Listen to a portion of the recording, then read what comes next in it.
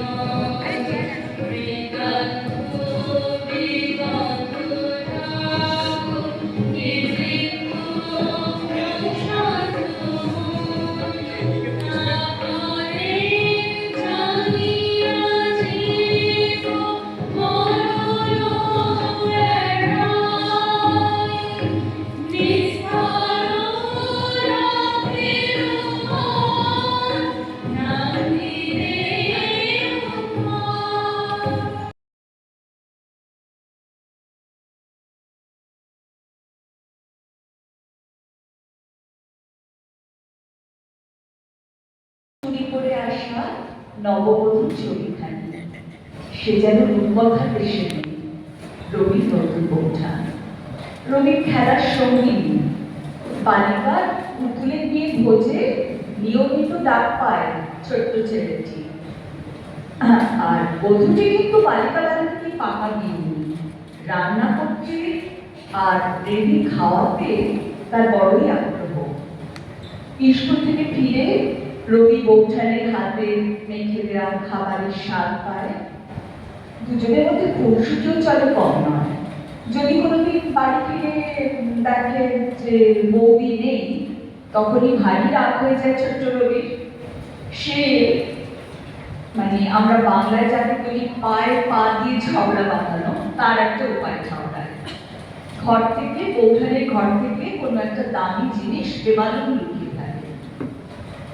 কাদম্বরী ঘরে এসে যখন খোঁজ করে জিনিসটা, জানা কথা তো কে নিয়েছে, তখন সতে যে উত্তর দেয় বালক যে আমি তোমার ঘর সামলাতে পারবো না, আমি কি চৌকিদার? কাদম্বরীর উত্তর, আমার ঘর সামলাতে হবে না তোমাকে, তোমার হাত সামলাতে তাহলেই হবে। আর তখন থেকেই তার কাব্য আরাধনা শুরু ছোট্ট রবির। আর তখনকার সেই সময়কার প্রথম কবিতাগুলো প্রথম পাঠিকা তার বৌঠান এবং পড়ার সমালোচকও বটে।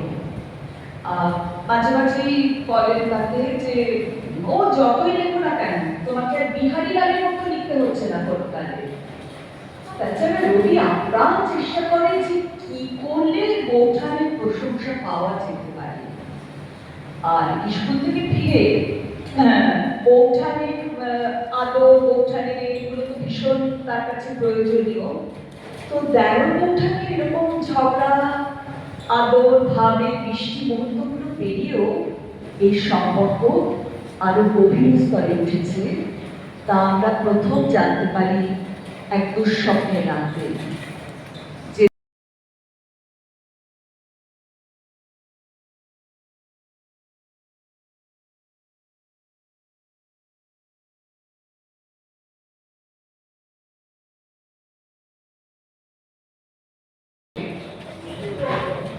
যে আমায় ধারণ করেছে এই মুহূর্তে, এর জন্য আমি প্রণাম জানাই আমার শিক্ষাগুরুদের, যারা শিখিয়েছেন মঞ্চ হচ্ছে মন চলাচল করার জায়গা। আমি প্রণাম জানাই আমার মাকে, আমার এই মনকে মনের মতো তৈরি করার জন্য। আর পরিশেষে আমি প্রণাম জানাই তাকে, সেই রবীন্দ্রনাথ যিনি অবলীলায় এই মনে বিচরণ করেন।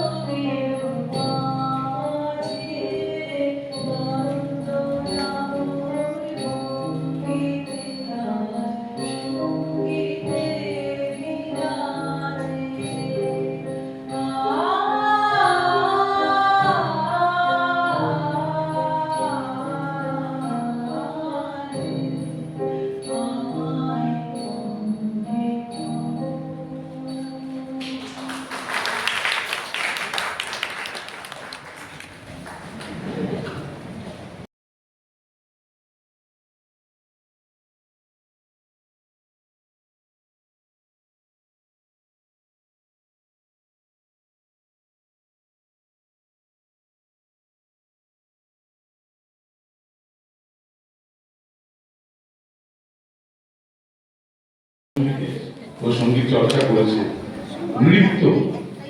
নৃত্য চর্চা করেছে, ভালো গুরুর কাছে। আবৃত্তি, লেখা ও তাতে পারদর্শী এবং ভালো আবৃত্তিও করে। অভিনয় তো আছেই, এবং খুব ছোট থেকেই নাট্য চর্চার সঙ্গে জড়িত, নৃত্য চর্চা, নাট্য চর্চা, সঙ্গীত চর্চার সঙ্গে জড়িত। বহু নামি দামি দলেও কলকাতায় ও অভিনয় করেছে, কিন্তু বর্তমানে ও পুরোপুরি নান্দিরঙ্গ, প্রায় 25 বছরের পুরনো একটি সংস্থা, বর্তমানে 33 বছর পুরনো একটি সংস্থা ও সম্পাদক কলকাতায়, এবং কলকাতার সমস্ত মঞ্চেই নান্দিরঙ্গের নানা রকম নাট্য পরিবেশনা হতে থাকে।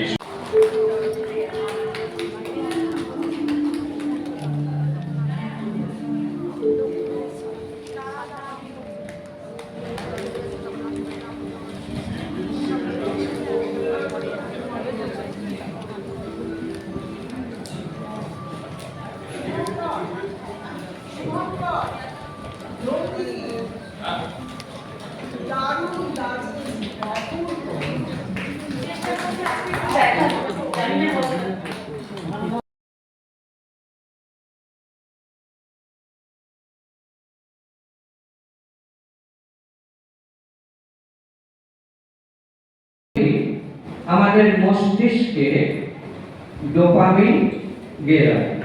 সেটা বেরোলেই আস্তে আস্তে আমাদের সারা শরীরে চেয়ে গিয়ে আমাদের কর্টিসলের মাত্রা কমাবে, স্ট্রেস হরমোনের মাত্রা কমাবে। রেগে গেলে থালামাসটা যখন উত্তেজিত হচ্ছে তাকে কিছুটা থামানোর চেষ্টা করবে, আমাদের হাইপার টেনশন কমানোর চেষ্টা করবে। এই পালস বিটের উপর এটা নির্ভর।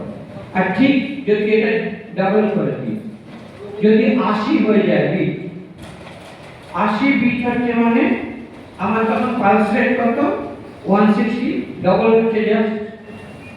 তাহলে ডাক্তারি ভাষায় বলবে কি টাকিকার্ডিয়া। তা টাকিকার্ডিয়া হচ্ছে মানে কি হলো, এর মধ্যে উত্তেজনা বেড়ে গেছে, হাইপার টেনশন বেড়ে গেছে, ভীষণ রকম প্রেশার বেড়ে গেছে, সব হবে। কাজে উত্তেজনা যেগুলো থাকবে সেগুলো দেখা যায় আজকাল যত উত্তেজক গান পাওয়া যাবে, উত্তেজক গানের মধ্যে তার বিটটা 80-তে চলে যায়।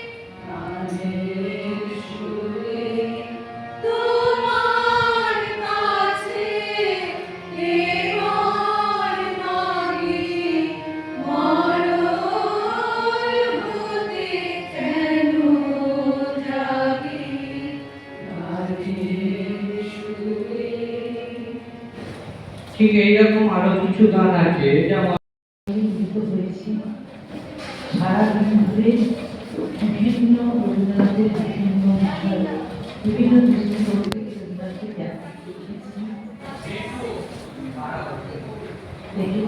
দেখেছি, আমরা অনুভব করার চেষ্টা করেছি হৃদয়ে।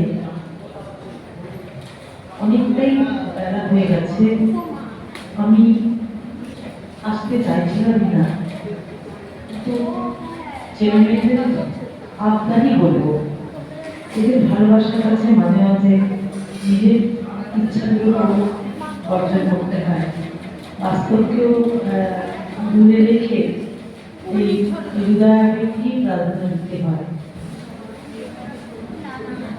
তাই আমি এসেছি।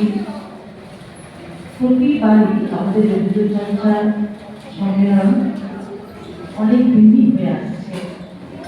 এই বিষয়টি আমাদের মাথায় এসেছিল কলকাতার টেগর রিসার্চ ইনস্টিটিউট থেকে, এবং এখন এখানে কবিতাজি আছেন, আমরা সব টেগর রিসার্চ ইনস্টিটিউট থেকে পরিচিত।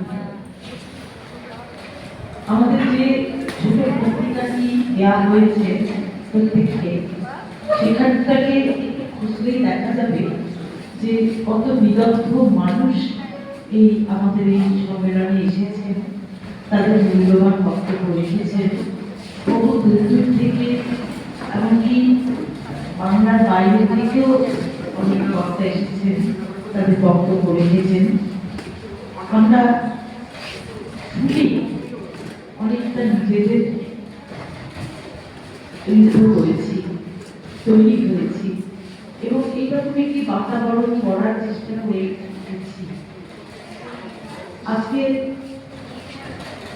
আমি দুর্ঘটনাজনিত কারণে প্রায় বছরখানেক আগেকার মতো এদের সঙ্গে ছোটাছুটি করে কাজ করতে পারিনি, কিন্তু আমার খুব ভালো লাগছে যে আমার পরবর্তী প্রজন্ম আজকের এই সম্মেলনের উদ্যোক্তা তারাই।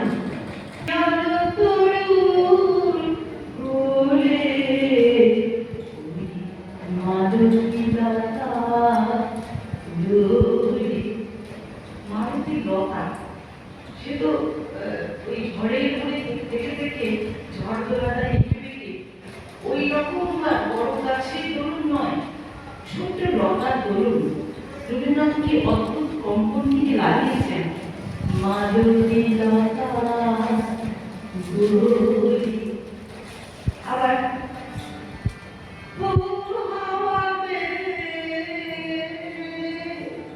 মাধুরী লতা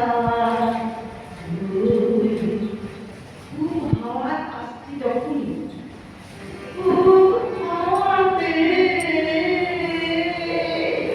ফুটছে না হাওয়াতে।